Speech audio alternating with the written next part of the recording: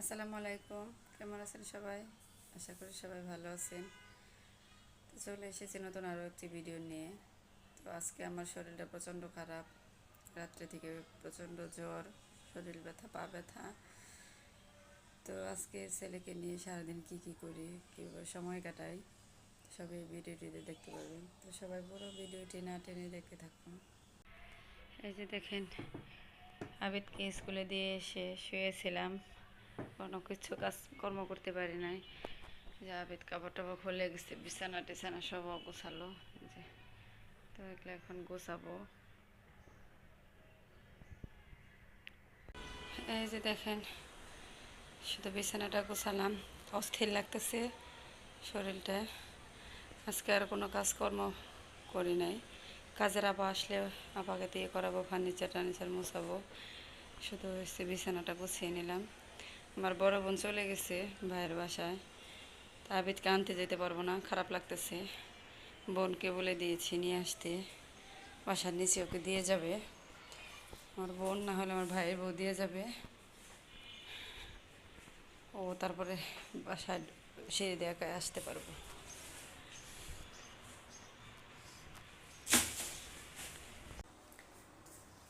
আজকে পড়ার টেবিলে জানালা টানালা কোনো কিছু করা হয় নাই, খোলা হয় নাই।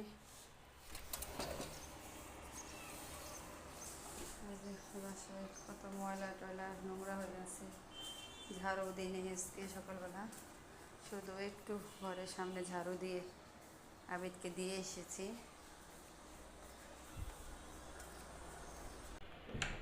ছেলে এসে পড়েছে। কে দিয়ে গেছে, মামি না বড়াম্মু? আসো আসো আসো, শোনা রে।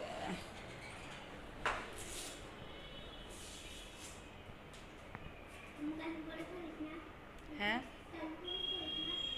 হ্যাঁ, 15 তারিখ না কালকে? 16 তারিখে বন্ধ দিয়ে দিব তোমাদের।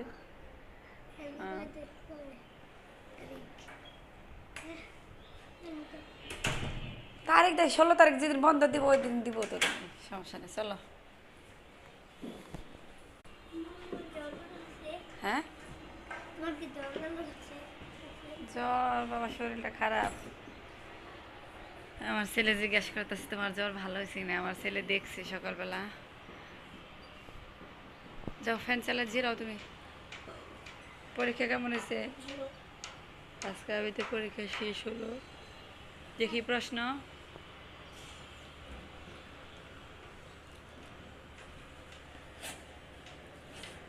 টিফিন খাইছিলা?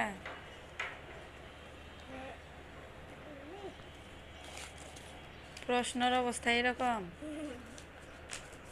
দেখি দাও। ইমান কাকে বলে, আল্লাহর পরিচয় কি লেখছ? কাজের এসে ঘরটা মুছে দিয়ে দিচ্ছে। এখন বাথরুম ধুচ্ছে।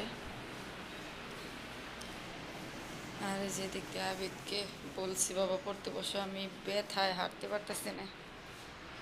বই দেখে দেখেও লিখতেছে, বইসা থাকতে পারতেছি না। কয় পর্যন্ত লেখছ দেখে?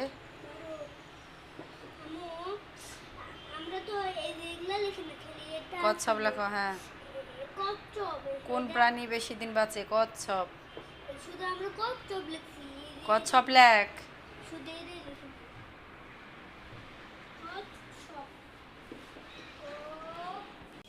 আর যে এদিক দিয়ে দেখেন দুধ জাল দিতেছি, ছেলেকে বিকেলে খেতে দেব।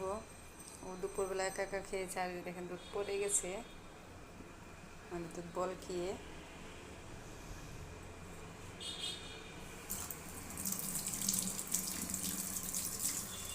অসুস্থ থাকায় ছেলেকে দুপুরে খাইয়েও দিতে পারি নাই, ও নিজে নিজে খেয়েছে।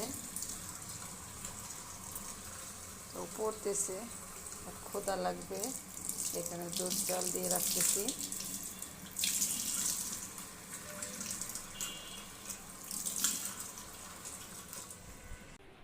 জাভেদ পড়া শেষ করে উঠে বসে আছে, প্রথমে দুধ নিয়ে যেতেছি।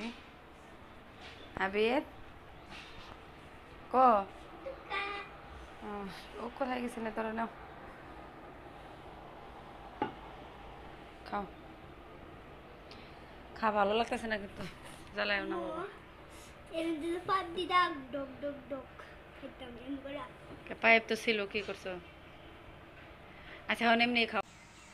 এই যে দেখেন আমার ছেলে আমাকে মাথা টিপে দিতেছে, আমার প্রচণ্ড মাথা ব্যথা করতেছে।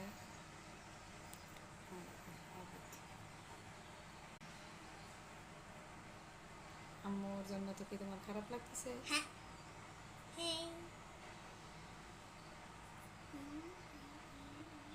আমার ছেলে এমনিতে অনেক লক্ষ্মী, আমার বলতেছে আম্মু তোমার কিশোরের অনেক খারাপ লাগতেছে। আমি বলছি বাবা আমার অনেক মাথা ব্যথা করতেছে।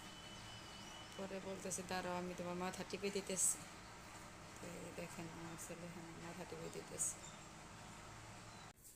আর এই যে দেখেন আমার ছেলে র্যাকেট নিয়ে মশা মারতেছে।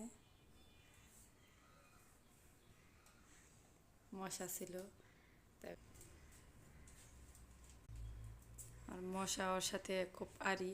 একটা মশা থাকলে এখানে 5 জন মানুষ বসে থাকবে, কাউকে মশা কামড়াবে না, ওকেই কামড়াবে। রেখে দাও, এখন মশা নাই, রেখে দাও, যে ইফতার করবা না।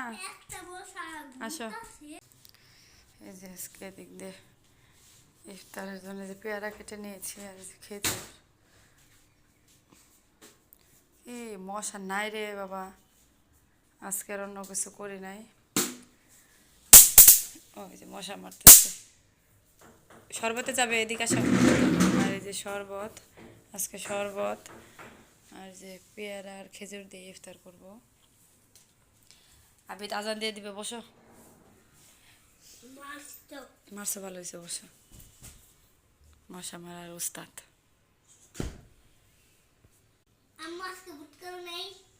না বাবা আজকে বোট করি না, শরীরটা অসুস্থ। হ্যাঁ কিনা বাবা, নিচে কিভাবে যাবো, আমার পা ব্যথা, প্রচুর ব্যথা। তুমি না আমাকে মাথা টিপে দিলে, দেখলে না অসুস্থ। কালকে রান্না করতে ভালো লাগতেছে না বাবা। মুড়ি দিব, মুড়ি খাবা? শশা দিয়ে, চানাচুর দিয়ে আছে। গরম লাগছে? ঠিক আছে, ইফতার করে না, এখন তো ইফতারের সময় হয়েছে, একটু পরে বানিয়ে দেবনি। আচ্ছা, এই যে দেখেন বেশি করে কাঁচামরিচে ঝাল ঝাল করে কয়েকটা মুড়ি মাখিয়েছি। মুখটা এত খারাপ হয়ে আছে, যে আবিদ খাচ্ছে। আজকে বোট ইফতারিতে বোট নাই, আবিদ বলতেছে বোট মুড়ি খাবে। তো বোট আমি রান্নাও করি নাই, কিনেও আনি নাই, যে কাঁচামরিচ দিয়ে মুড়ি খাচ্ছি। একটু ঝাল দিয়েছি বেশি, এখন আবিদ দেখেন পানি খাচ্ছে।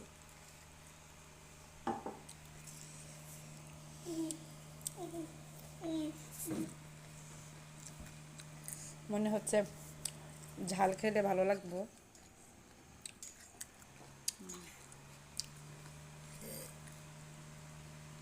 খাওয়াবে